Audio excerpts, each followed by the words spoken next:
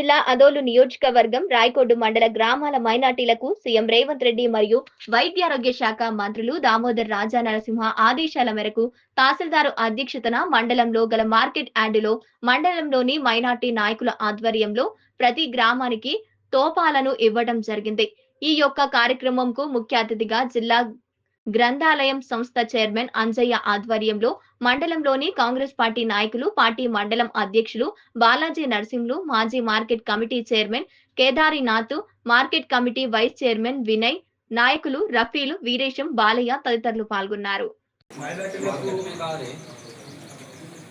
మనసులో పెట్టుకొని రాష్ట్ర ప్రభుత్వం ఒక అవకాశం ఇచ్చి పేద ప్రజలకు ఈ రంజాన్ తోఫా ఇవ్వడం చాలా సంతోషకరం. రేవంత్ రెడ్డి సర్కార్ వచ్చిన తర్వాత మరింత మైనార్టీలకు మరి వెల్ఫేర్ లోన్లు ఇవ్వడం, మరి ప్రతి గ్రామంకు చిన్న చిన్న ఊళ్ళ వరకు ఈ స్కీమ్ వర్తిస్తుంది. దీని గురించి నాకైతే చాలా సంతోషంగా ఉంది.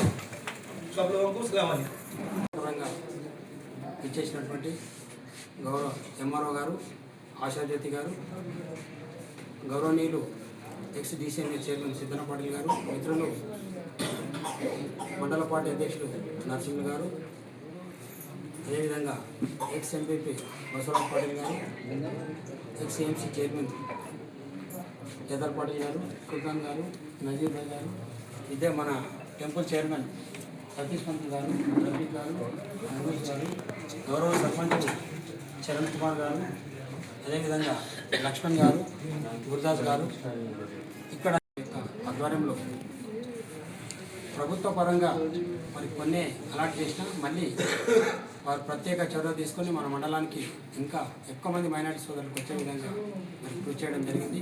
ఈ సందర్భంగా ఏర్పాటు చేసినటువంటి